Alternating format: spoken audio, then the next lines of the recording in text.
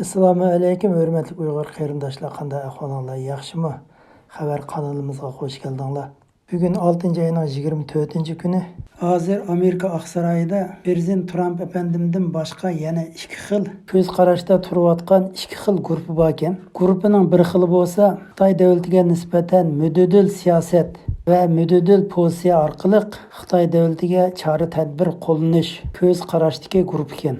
Yana bir xil ko'z qarashdagi guruh bo'lsa, Xitoy davlatiga qattiq qo'lliq siyosatini yurgizish, Xitoy davlatiga hargizmi rahm qilmaslik ko'z qarashdagi guruh ekan. Xitoyga qattiq qo'lliq siyosatini yurgizish guruhininki vakili bo'lsa, Peter Navarro apandi ekan. Peter Navarro apandi 2011-yili bir kitob nashr qilib, u kitobning ismi Ajallik Jungo bo'lib, kitobning asosiy mazmuni bo'lsa, Xitoy davlati va uning ichidagi hukumat arboblarining ilm fikri va kelgusida dunyo qilgan tahdidlari intayin tafsil yozilgan ekan. Xitoy hukumati bu Peter Navarroga nisbatan go'shtlarini yeb, suyaklarini chaynab purqavatgisi keldi ekan.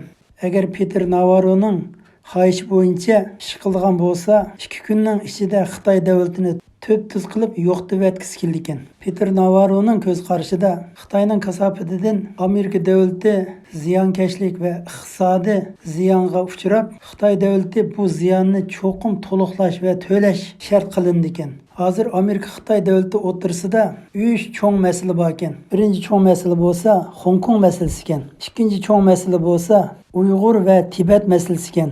Uchinchi cho'ng masala bo'lsa, Xitoydan tarqalgan virusning kasofatidan Amerika davlatiga millionlagan iqtisodiy ziyon, 100 mingdan ortiq insonlar hayotidan ayrilgan masalasi. Mana mushu masalalarni qanday to'liqlaydi, qanday to'laydi? Bu bir cho'ng masala ekan. Hozir Amerika davlati Hong Kong masalasi va Uyg'ur masalasiga nisbatan konkret plan va loyiha hammasi tuzilib bo'ldi.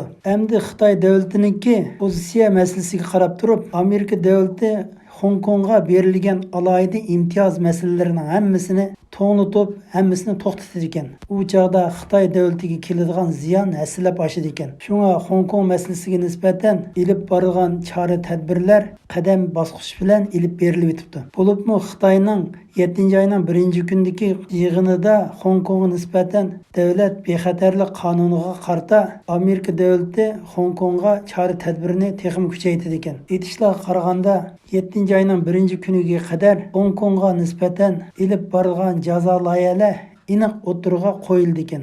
Uyg'ur masalasiga nisbatan Uyg'ur kishilik huquq siyosat qonuni rasmiy holda tasdiqlangan edi. Endi mushu qonunni ijro qilishda Uyg'urlarga ziyonkashlik qilgan Xitoy davlatining zavod, korxona, Xitoy amaldorlari va ma'muriy organ, hukumatga bevosita qarashliq shirkat va hukumat apparatlarga jazo tadbir yurgizildi ekan. Endi qiyin bo'layotgan masala bo'lsa, Xitoy virusi sababidan Amerika davlatiga keltirilgan haddidan tashqari ziyonni qanday hal qilish masalasi ekan.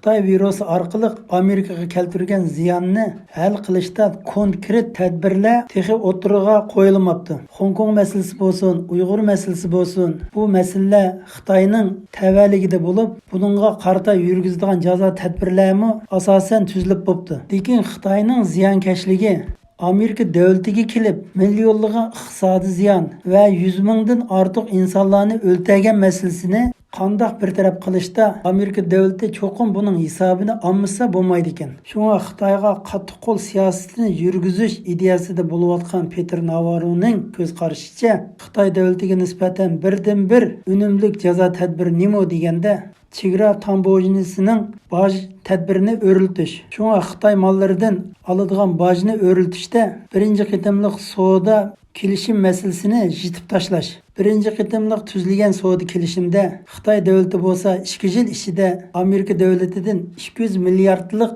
dehqonchilik mahsulotlarini setib olish.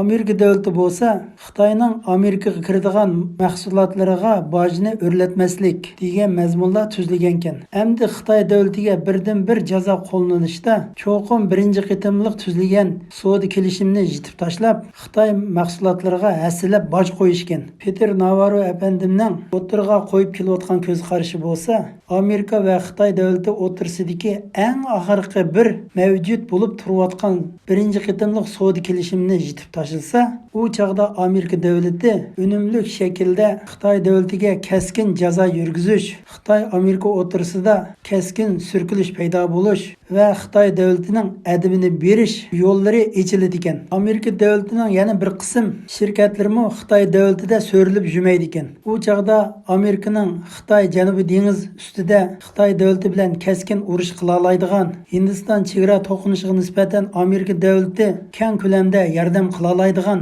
Amerika davlatiga vakolatan Xitoy davlati bilan urush qiladigan davlatlarmi uzluksiz paydo bo'lib, toki Xitoy hokimiyatining yimirlangan kuniga qadar urush davom qiladi ekan. Mana bu Peter Navarroning tuzgan plani. Peter Navarroning Ajallik Jungo degan kitobida Xitoy davlatiga qanday taqobil turish, limikir Xitoyni qanday qilganda tizginlash degandek mazmunlar aniq yozilgan ekan. Peter Navarro bo'lsa, Amerika hukumat yuqori qatlam ichidagi eng qattiq qo'lliq siyoson bo'lib hisoblangan ekan. Peter Navarroniki birinchi plani bo'lsa, Xitoy davlati bilan savdo urush ilib berish. Hattoki birinchi qitimliq savdo kelishimiga qarshi odam ekan. Birinchi qitimliq savdo kelishim tuzildi degan gap Oqsaroy hukumati Xitoy davlatiga nisbatan taslim bo'ldi degan gap ekan. Birinchi qitimliq savdo kelishim bo'lsa, prezident Trump efendimga nisbatan bir yemchuk, bir sirtmoq bo'lib qoldi. Hozirgi vaziyatga qaraganda o'z vaqtida Peter Navarroning qo'shilmagan gapi hozir isbotlanib yetibdi. Shunga Amerika hukumati hozirgi passiv vaziyatdan aktiv vaziyatga o'tish uchun birinchi qitimliq savdo kelishimni yig'ib puklab Xi Jinpingning beshiga etib etish kerak ekan.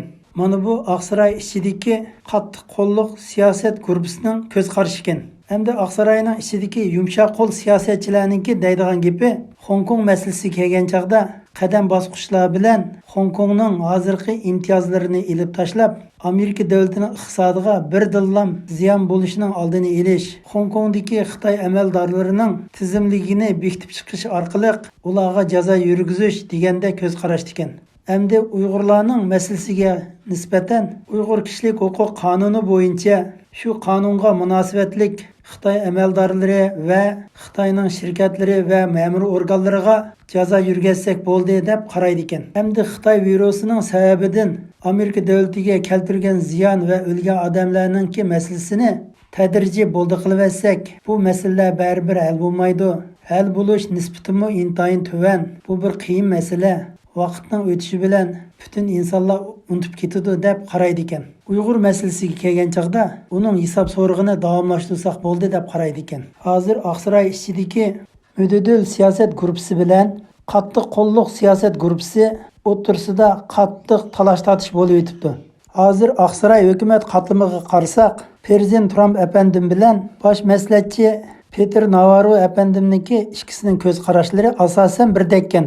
Prezident Trump efendim Oqsaroyga kirib vazifa olgan kundan boshlab xeyli ko'p Oqsaroy amaldorlarini ishdan bo'shatib o'tgan bilan Peter Navarro efendim prezident Trump efendim Oqsaroyga kirgan kundan boshlab ta hozir qadar Oqsaroyda xizmat qilib yetibdi. Buningdan qaragan vaqtida prezident Trump efendimninki ko'z qarashlari Peter Navarro efendim bilan o'xshab qoladi ekan. Kuzatuvchilarning qarashicha prezident Trump efendimning ansiraydigan yeri Xitoyga qattiq qo'lliq siyosatini yurgizganda dunyo iqtisodi va Amerika iqtisodida cho'ng bir yer tavrash bo'lib ketamdi deb ansiraydi ekan. Lekin prezident Trump efendimning muqimlashgan ko'z qarashi bo'lsa, Amerika davlati va Xitoy davlati o'rtasida ishonch tugidi deb qaraydi ekan. Hozir prezident Trump efendim, Peter Navarro efendim, Mike Pompeo efendim qatorliq bir qancha amaldorlar Xitoy davlati bilan bo'lgan munosabatni uzish ustida qattiq o'ylashib yetibdi. Agar Amerika davlati Xitoy bilan bo'lgan munosabatni uzib to'xtatib etsa, u chaqda Xitoy davlatiga ajallik zarba beradigan yo'l qadamlar boshlandi ekan. U chaqda Xitoy virusi orqali Amerikaga keltirgan ziyonning imtihonini olgan bo'ladi ekan. Prezident Trump efendim qo'g'lab chiqarib etgan Bordunning yozgan kitobi va e'lon qilgan kitobiga yaxshi javob bera oladi ekan. Prezident Trump efendim saylamdimi keskin shuar to'lab deydigan gapi bo'lsa, men Xitoy davlatidan oladigan manfaatga parvo qilmadim. Men Amerikaning kelgusiga manfaatni o'yladim, prinsip bo'yicha ish qildim deb Amerika davlati eng yaxshi ko'radigan bir prezident bo'lib yana bir qitim o'tirg'i chiqadi ekan. Endi qiziq bo'lgan yeri 2 kunning oldida Amerika media taratqullari Prezident Trump efendimning gapini xato tushunib olgan. Prezident Trump efendim bo'lsa, Air Coast degan yerda so'z qilib, u bulturqi vaqtida birinchi qitimliq savdo kelishim masalasini so'zlashayotgan mezgilda Uyg'urlar masalasi to'g'risida gap chiqqan vaqtida atalmish Şinjanning amaldorlariga men texi jazo yurgazmadim degan gapiga muxbirlar chin isilib olib, Prezident Trump efendim Uyg'ur kishilik huquq qonuni chiqsimi atalmish Şinjan amaldorlariga va boshqa amaldorlarga jazo yurgizmaydi ekan degan xato ko'z qarash g'ulg'ul paydo qilgan ekan. Aslida Prezident Trump efendim samimiylik oldida men bultur shundoq ko'z qarashdim deb javob bergan ekan. Bu yil Amerika Kongress va Amerika Kengash palatasidan Uyg'ur kishilik huquq siyosat qonuni tasdiqlanib, ham Prezident Trump efendim o'zi imzo atgan bunda qonunga Prezident Trump efendim albatta yangi ideya va yangi ko'z qarash bilan ish ko'rdi ekan. Prezident Trump efendimmi tamoman Uyg'ur kishilik huquq qonunining moddalari bo'yicha ish ko'rdi ekan. Hamda mo'yin bo'layotgan masala Amerika davlati ya mushu oy ya mushu yil ichida Xitoy bilan bo'lgan munosabatni butunlay uzganda, uningdan keyin Xitoyning virusi tarafidan Amerika davlatiga paydo qilgan ziyonning hisobini olg'ini bo'ladi ekan.